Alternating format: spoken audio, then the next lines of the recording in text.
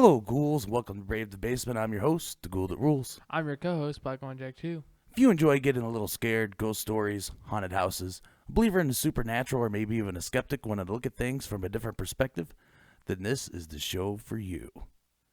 So, this is episode number 18.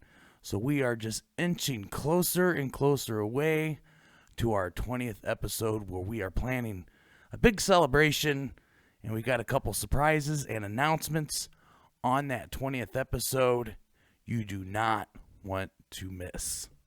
But what are we going to be talking about today on today's episode, since we're now here?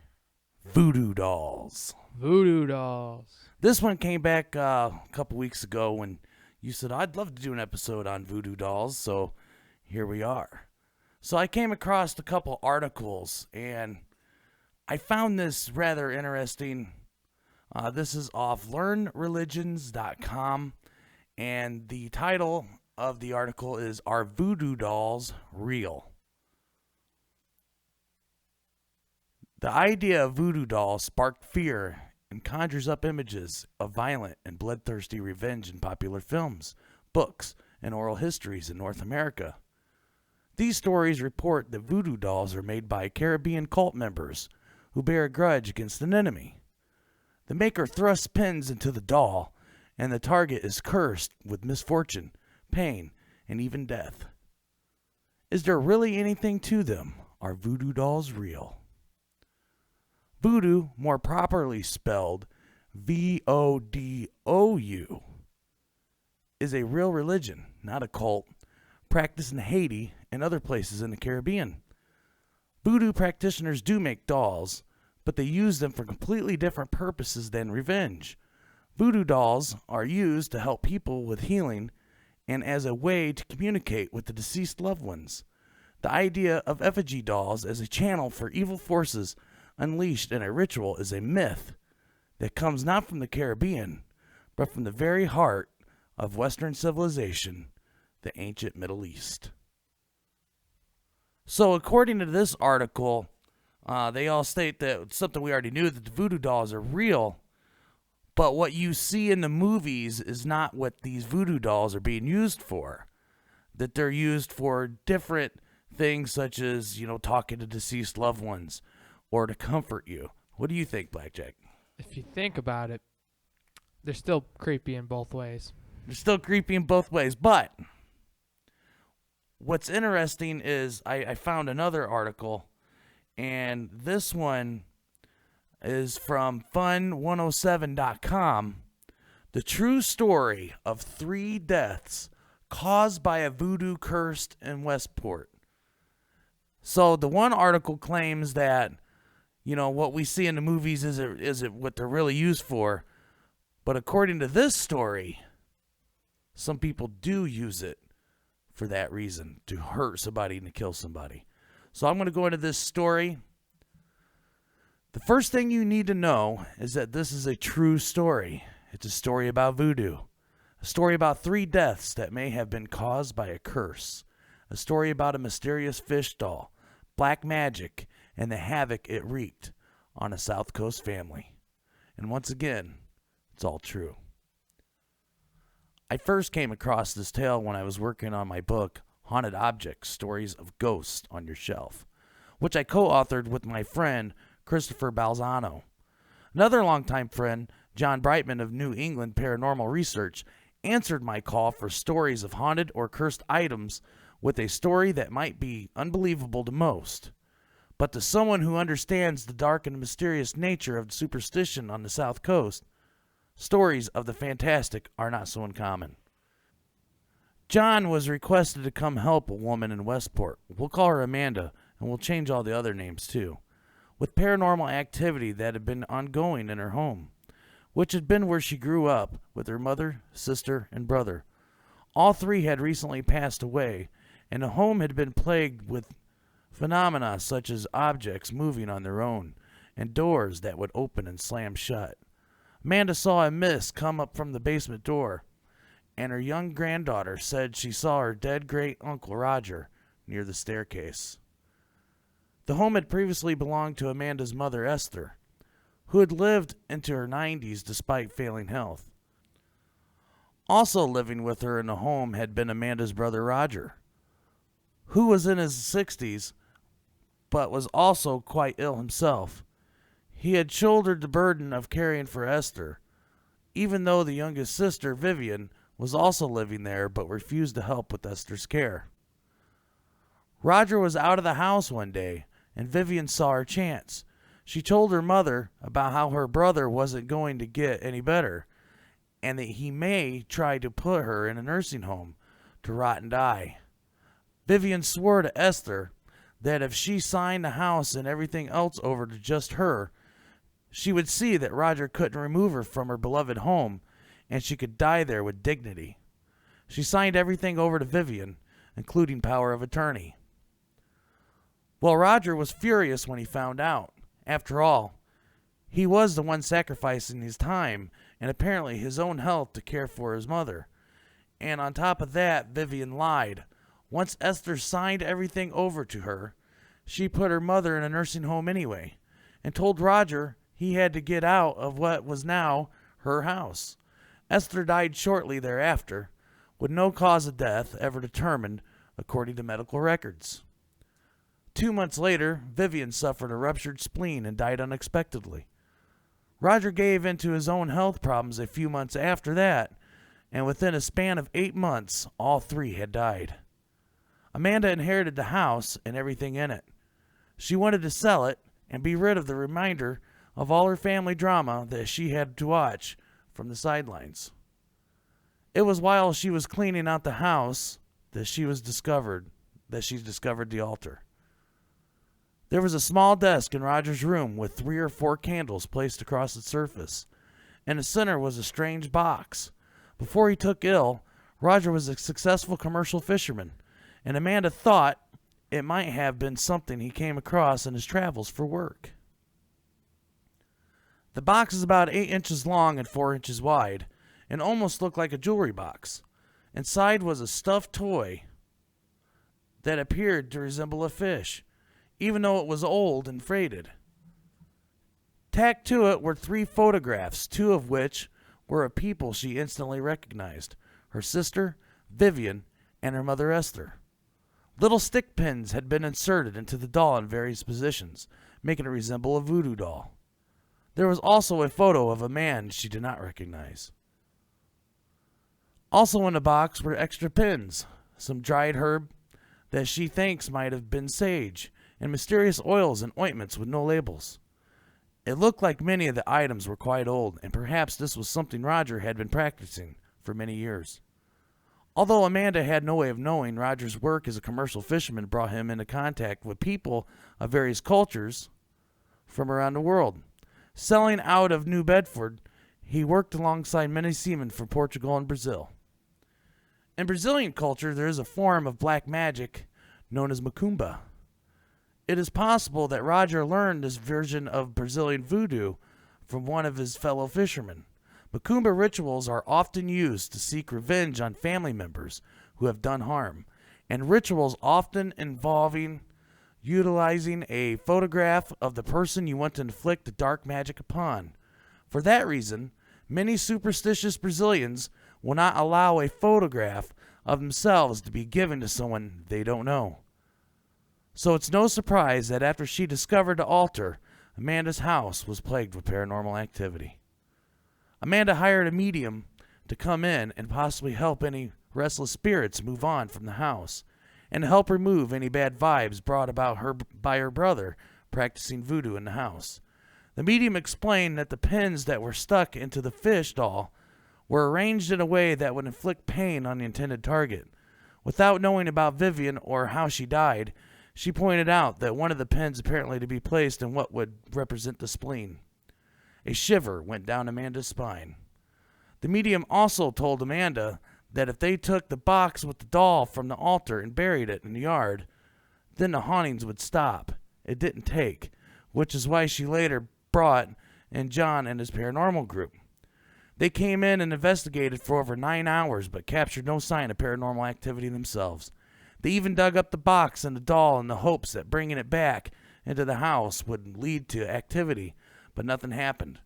John believes it's because the haunting was only meant for the family.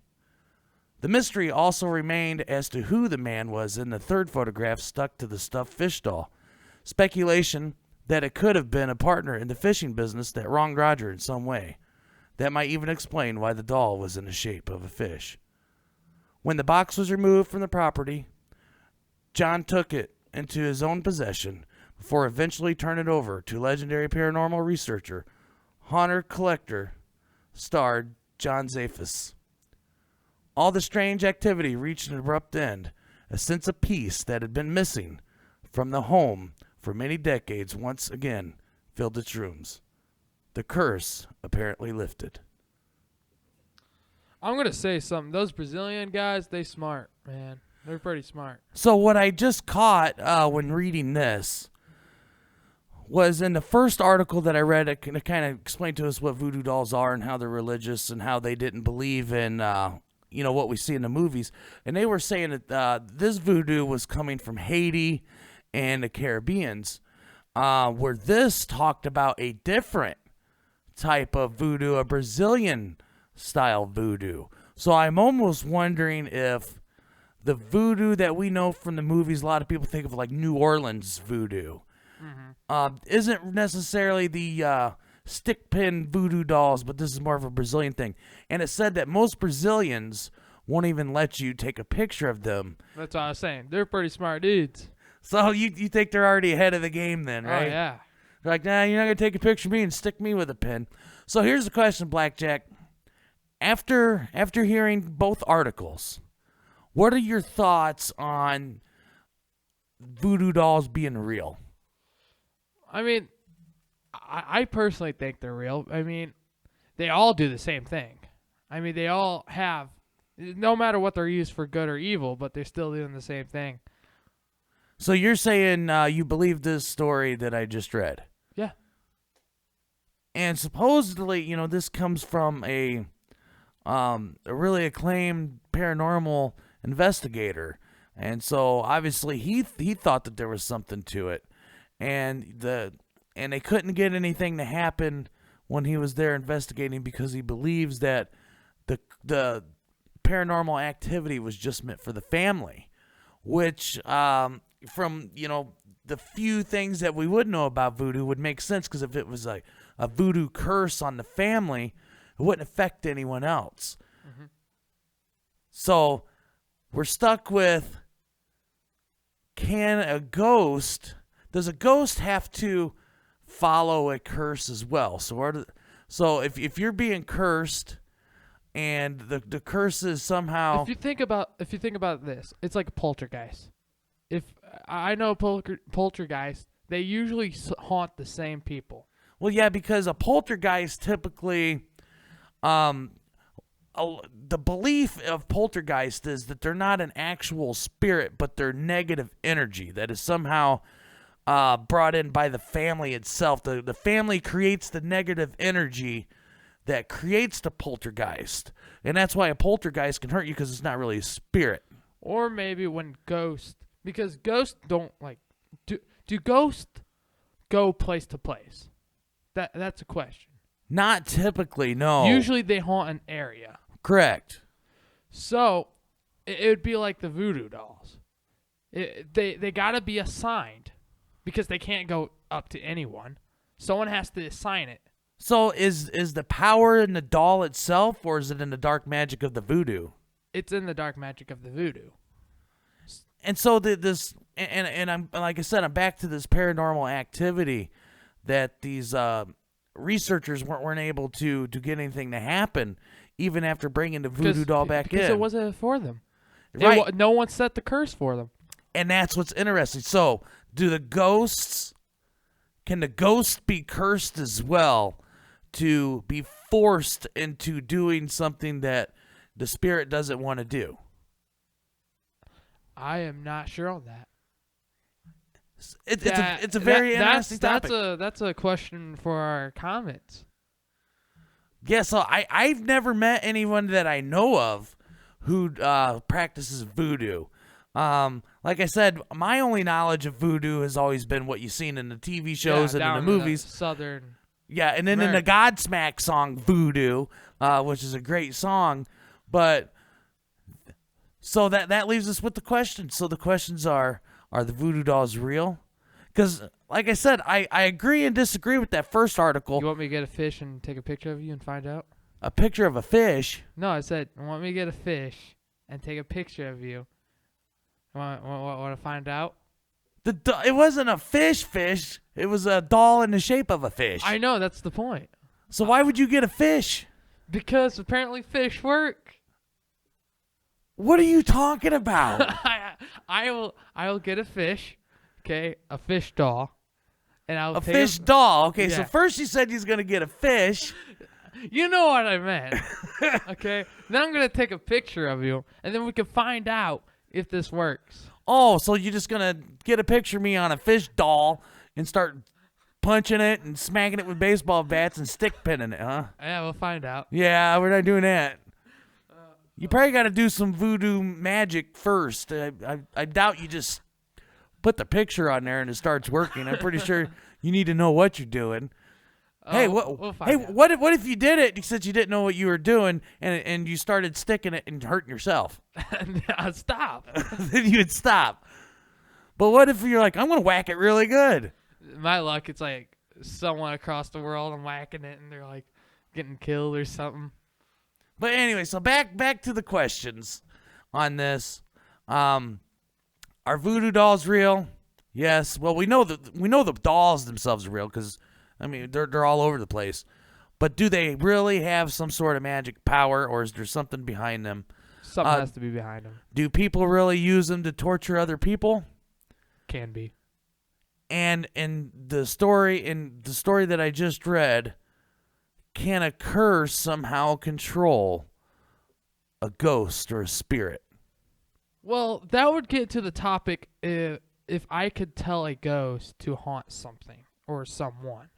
But that would take some sort of black magic. That would take a lot of magic. That would probably like require some sacrifice or something. But either way, Blackjack, I am not willing to find out for myself.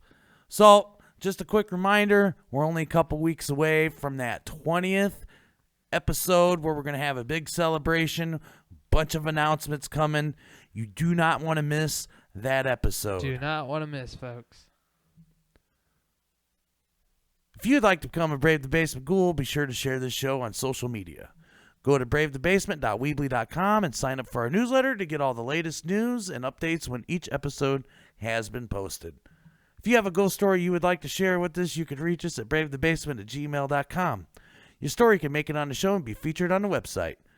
You can also submit your story on Reddit under the subreddit Brave the Basement, or in the YouTube comment section.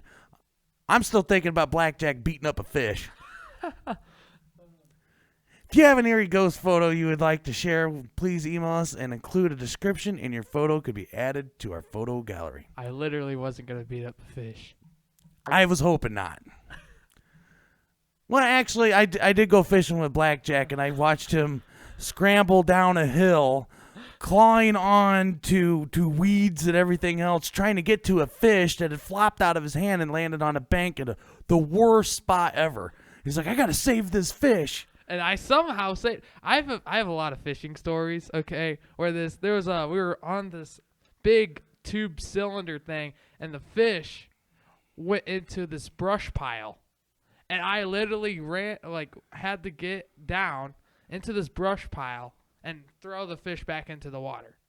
So we're telling fish stories in the middle of our exit. Our exit. All right. So and that brings us to the end. So no more fish stories. Maybe next time. We hope that we brought you just a little fright. And remember, when you are up late at night and you hear something in the other room that just doesn't seem right, it's okay if you need to turn on the light to protect yourself from things that go bump in the night. I'm your host, the Ghoul That Rules. I'm your co-host, Black One Jack 2, who don't beat fish. And I hope you join us again. Until next time.